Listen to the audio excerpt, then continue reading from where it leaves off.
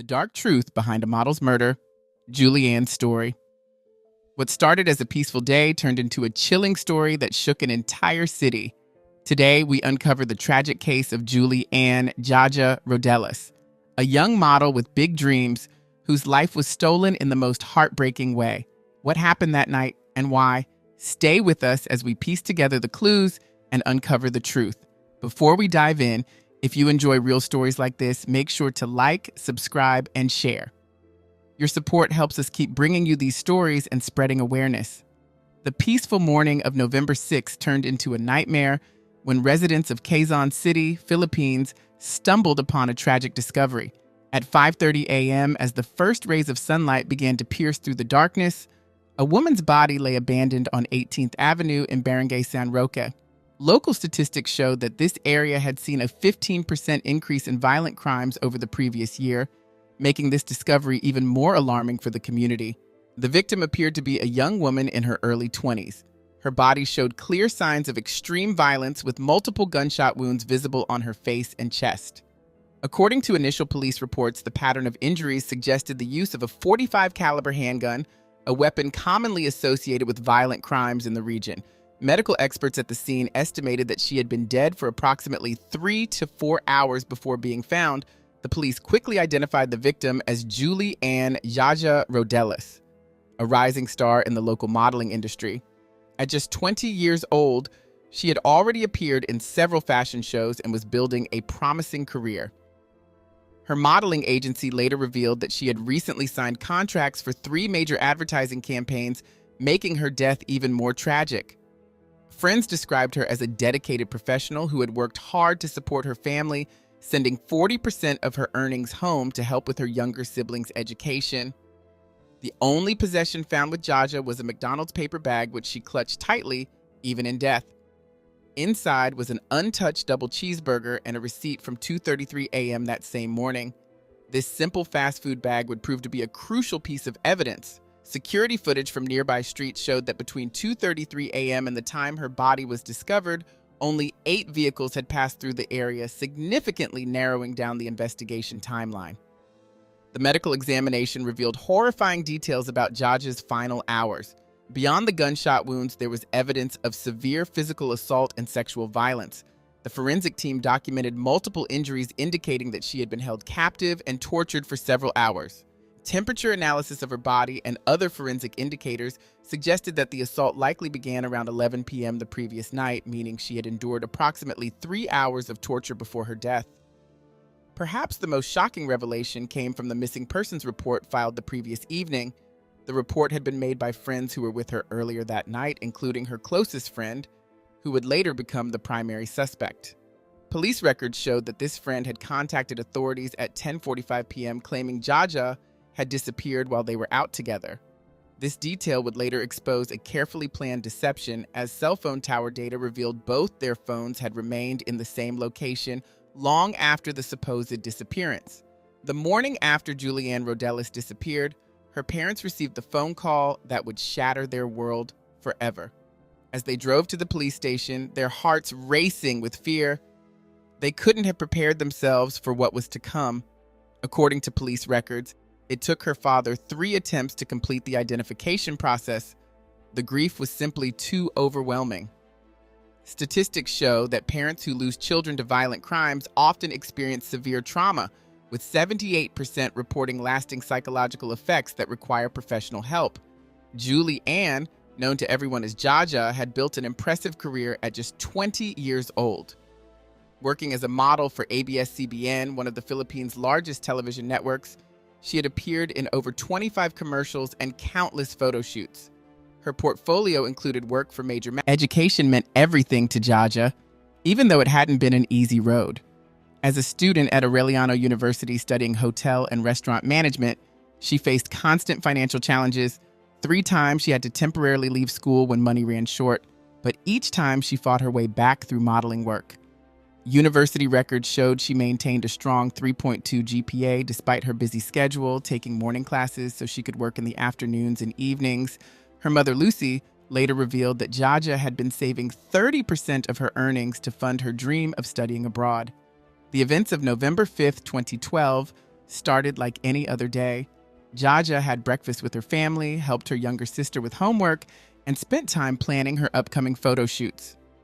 Around 6:00 p.m., she told her mother she was meeting her close friend Althea Altamirano to discuss an exciting new opportunity with the producer. Phone records would later show that Althea had called Jaja 5 times that afternoon, with their final conversation lasting 23 minutes, a detail that would later take on dark significance. The friendship between Jaja and Althea had once been the kind others envied. They had met 2 years earlier at a modeling workshop, and since then, they had become inseparable. Althea, being slightly more experienced in the industry, had helped Jaja land her first major contracts. They shared clothes, attended castings together, and even coordinated their schedules to work on the same projects. Social media posts from the previous months showed them together at 47 different events, with Jaja's rising success becoming increasingly evident. She had booked 15 solo projects in the past 3 months alone. Their final evening together began at the SM Mall of Asia, where security cameras captured them watching a movie and sharing dinner at 8:45 p.m. At 11:30 p.m., they took a The crime scene investigation brought new insights as dawn broke over Quezon City. Multiple witnesses reported hearing 3 distinct gunshots around 5:00 a.m., followed by the sound of screeching tires. A security guard from a nearby building described seeing a dark-colored Mitsubishi Montero speed away. And though the early morning darkness made it difficult to be certain of the color, he managed to note part of the license plate. Traffic cameras in the surrounding area captured only 8 Monteros passing through between 4:30 a.m. and 5:30 a.m., helping investigators narrow their search. The McDonald's receipt found with Julie's body became a crucial piece of evidence that challenged Althea's entire story. Time-stamped at 2:33 a.m., it came from a branch on UN Avenue nearly 2 hours after the supposed kidnapping. Police investigators found this timing impossible to reconcile with Althea's version of events. The restaurant's security footage revealed something even more interesting. A tall man, estimated to be between 28 to 32 years old, buying exactly 2 cheeseburger meals. The footage showed him looking nervously over his shoulder several times, and computer analysis of his movements suggested he was trying to avoid showing his face to the cameras. The CIDU team meticulously gathered additional evidence from the McDonald's visit. The cashier who served the man remembered him clearly because of his unusual behavior. He kept checking his phone and appeared agitated. She also recalled that he paid with a 1,000 peso bill, receiving 847 pesos in change. This matched exactly with the receipt found with Julie's body. Moreover, cell tower data showed that at least one phone registered to Julie's name had pinged near this McDonald's location at 2:30 a.m., directly contradicting the kidnapping story. Security experts noted that in real kidnapping cases, victims are rarely allowed to keep their phones or make food stops, raising serious questions about what really happened that night. The investigation took a significant turn when police traced the Mitsubishi Montero to a woman named Rosalina Kiamboa. During neighborhood interviews around Althea's residence, multiple witnesses mentioned seeing her frequently with a man driving a similar vehicle. According to apartment security logs, this vehicle had been recorded entering the premises 47 times in the past 3 months. Local residents provided consistent descriptions of the driver, a man they knew as Fernando or JR, who happened to be Rosalina's son. Security camera footage from the neighborhood showed the Montero parked outside Althea's building on 28 different nights, typically between 9 p.m. and midnight. The connection between JR and the McDonald's footage became impossible to ignore. Digital enhancement of the security footage, compared with JR's driver's license photo, showed a 98% match in facial features. Additionally, his height measured against the doorframe in the footage matched his official records exactly at 5'11". Bank records would later reveal that JR had withdrawn 1,000 pesos from an ATM near the McDonald's just 15 minutes before the purchase, the exact bill denomination used to buy the burgers. While Althea remained missing, police surveillance teams began monitoring JR's residence on November 8th. They documented every movement, noting that the house received unusual amounts of late-night visitors, 14 different vehicles in just 2 days. The breakthrough came on November 10th at 6:00 p.m., when officers observed JR's father leaving the house carrying a suspicious duffel bag. Following standard procedure, they maintained a discreet distance of 200 meters while tailing his black Toyota Innova. The car made 3 stops before finally leading them to Apalit, Pampanga, a town approximately 70 kilometers north of Manila. In Apalit, investigators found both Althea and JR preparing to flee in the same Mitsubishi Montero connected to Julie's death. Their hastily packed bags contained 145,000 pesos in cash, 3 different cell phones, and bus tickets to Baguio City, scheduled for the next morning. The vehicle's interior would later yield crucial evidence. Traces of blood in the trunk matched Julie's DNA, and fiber samples from the back seat matched the clothes she was wearing when found. During the initial interrogation, detectives presented their evidence methodically. They showed the McDonald's receipt found with Julie's body, time-stamped security footage of JR buying the meals, and cell phone records placing both suspects' phones along the route where Julie's body was discovered. While Althea tried maintaining her original kidnapping story, the weight of evidence proved too heavy. After 6 hours of questioning with her lawyer present, she finally revealed the truth.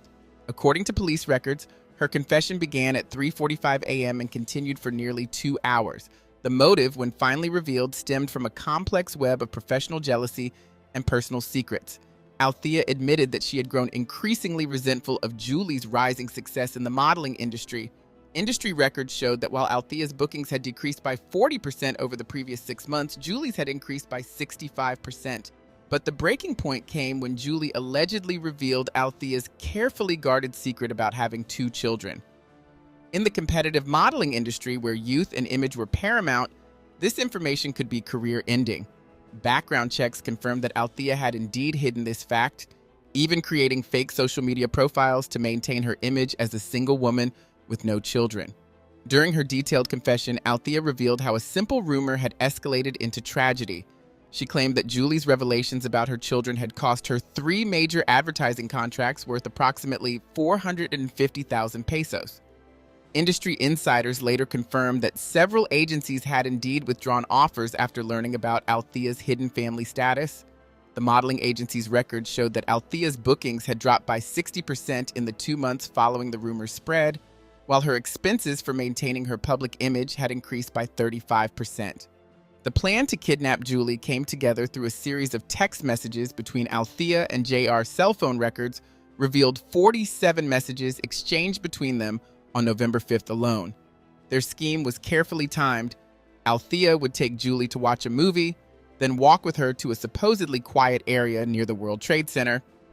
Analysis of the location choice showed it was perfect for their purposes. Poorly lit, with minimal security cameras, and quick access to major roads.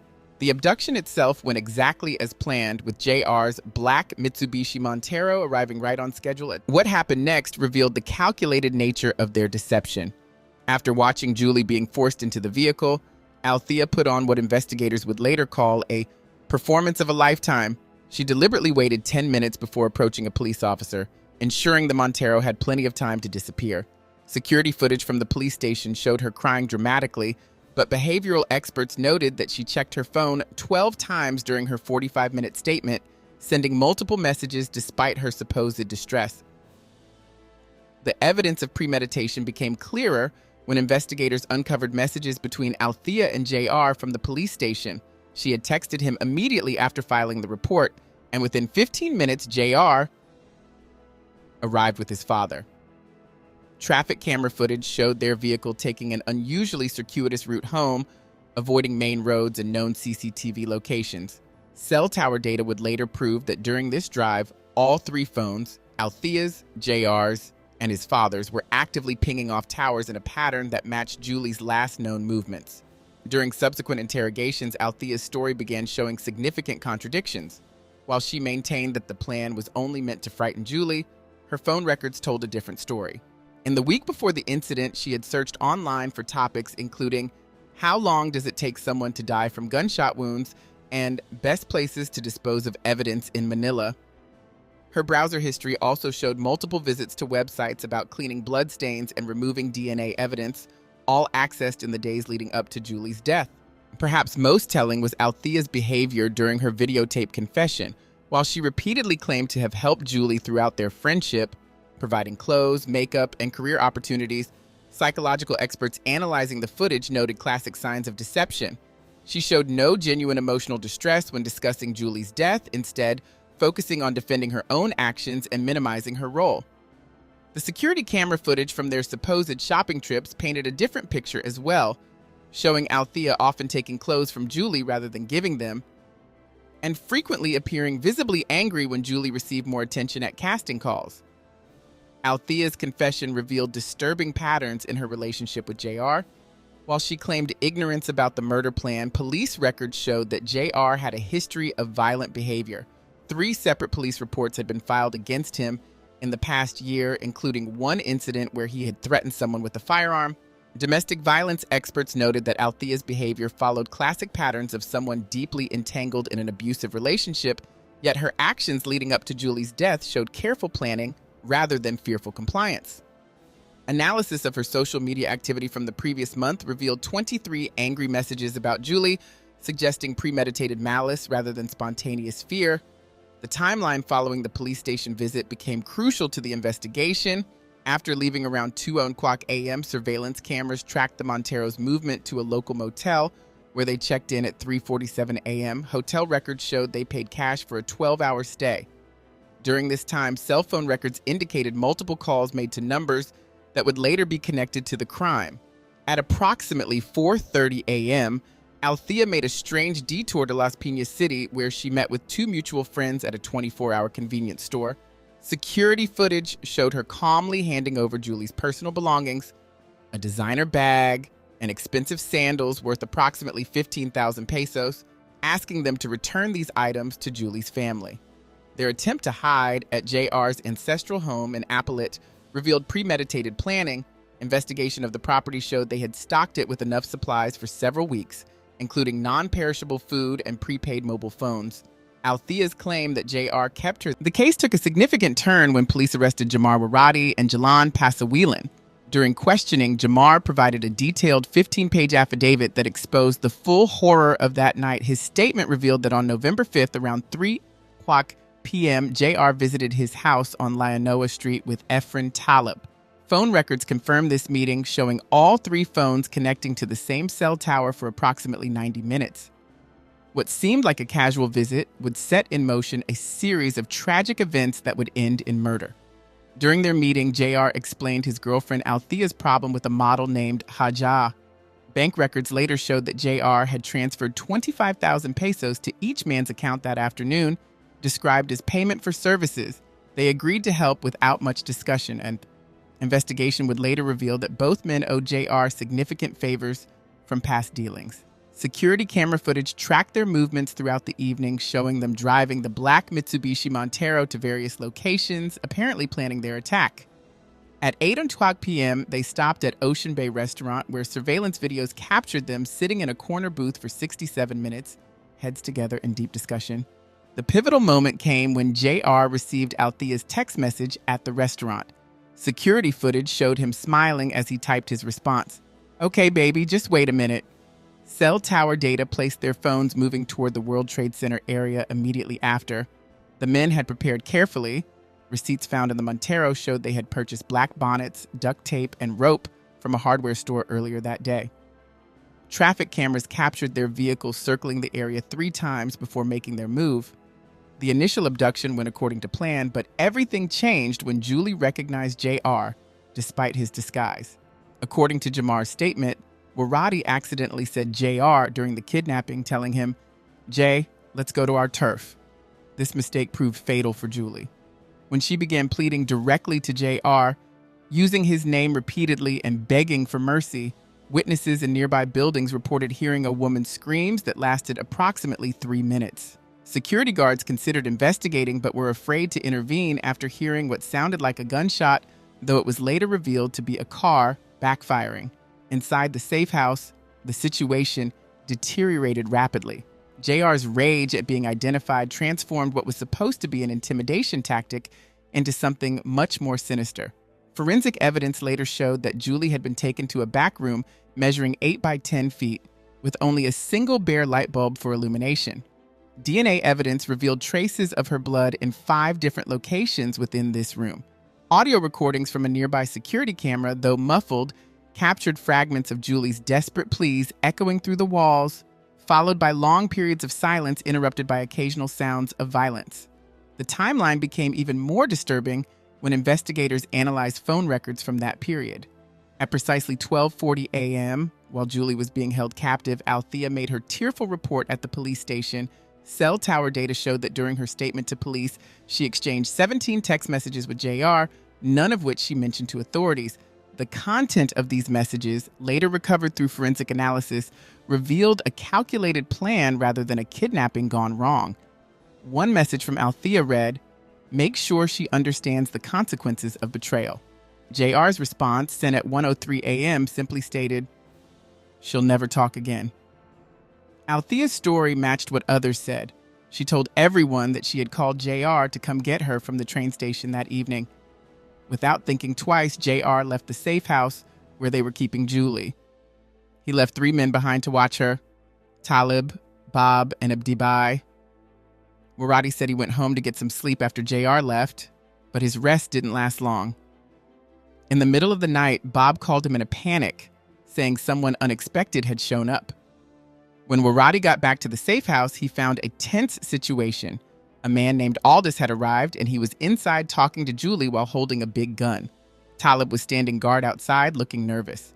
Waradi went inside and told Aldous to back off, reminding him that JR had trusted them to keep Julie safe, but Aldous wouldn't listen. He kept pushing, asking why they couldn't let him have his way with Julie first. The argument got heated as Waradi tried to protect Julie. He kept telling Aldous that their only job was to guard her, nothing else. But Aldous got angry and said some terrible things. He shouted that they were going to get rid of her anyway, so he should be allowed to do whatever he wanted to her first. The other men in the room just stood there, not knowing what to do. Just then, JR came back to the safe house. He was carrying a bag of fast food, which he gave to Waradi to take to Julie's room. Waradi explained later that giving Julie the food was actually a secret signal to Aldous, letting him know that JR was back. Aldous seemed to calm down a bit and said he was finished. But then things took an even darker turn when he asked what they should do next. Talib spoke up and said that JR had given orders to kill her. The room grew very quiet as Aldous turned to Julie.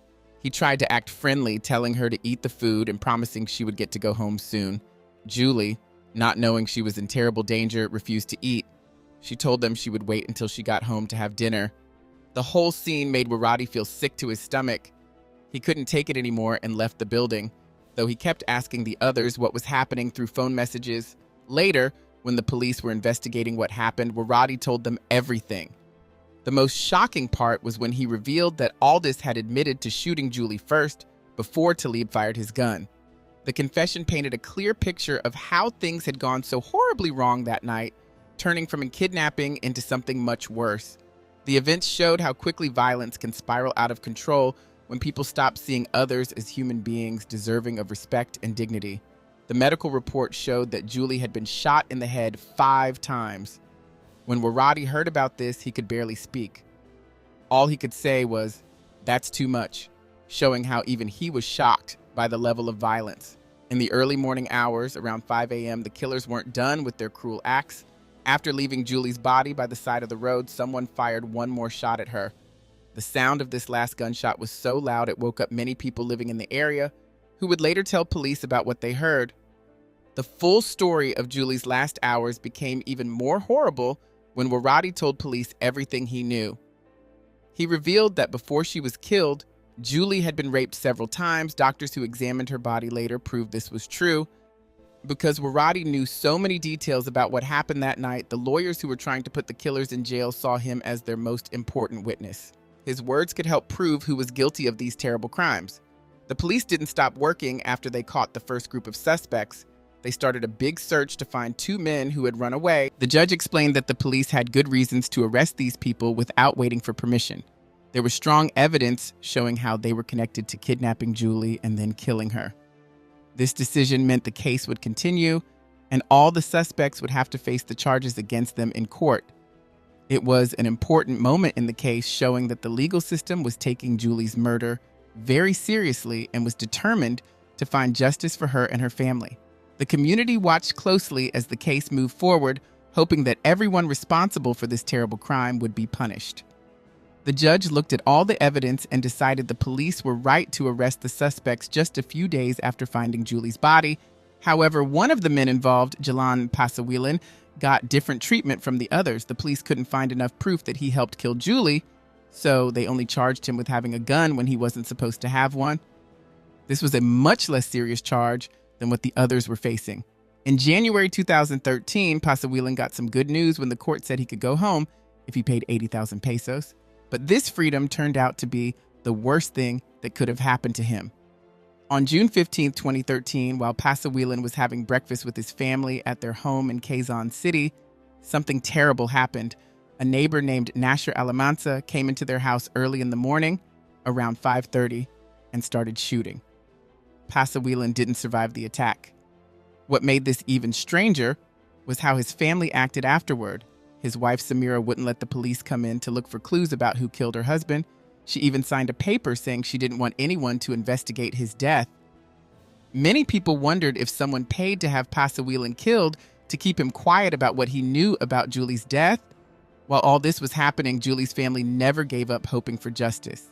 Her brother Alvin kept talking to people about the case, especially about finding the two men who ran away, Efren Talib and Aldos. These were the same men who, according to Waradi's story to the police, had hurt Julie the most and then shot her because JR told them to do it. The family believed that catching these two men was very important to make sure everyone who hurt Julie would be punished. The Rodel's family promised they would keep fighting until everyone who hurt Julie was caught and punished. They didn't care how long it would take. Now, in September 2024, after waiting for 12 long years since Julie died, the court in Quezon City is finally ready to say who is guilty and who isn't. This has been a very famous case that many people have been watching, but it kept getting pushed back again and again. At first, everyone thought they would know what the judge decided on July 12, 2024, but Judge Caridad had to change the date several times. First, she moved it to August 23rd because she had to count all her cases.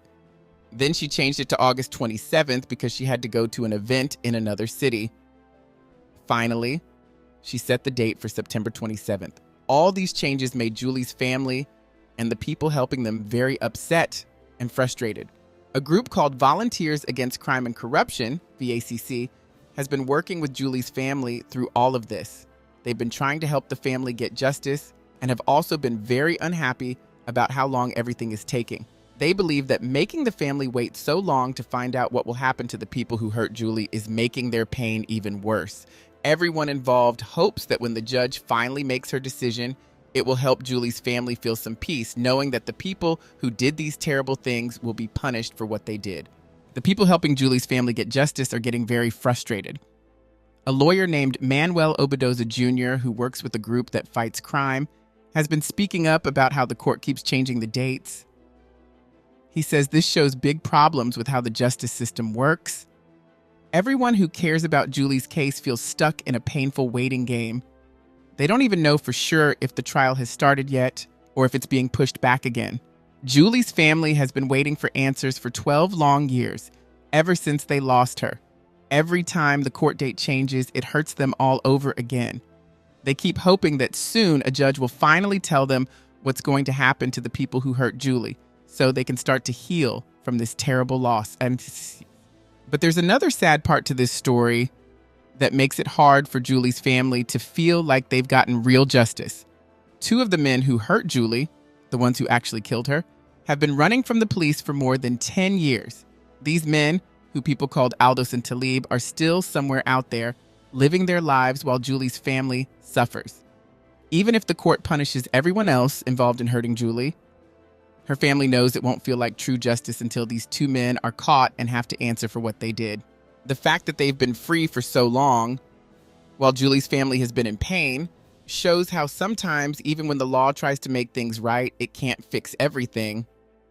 Many people still call Julie by her nickname, Jaja, and they say that until every single person who hurt her is caught and punished, the story of what happened to her won't really be over.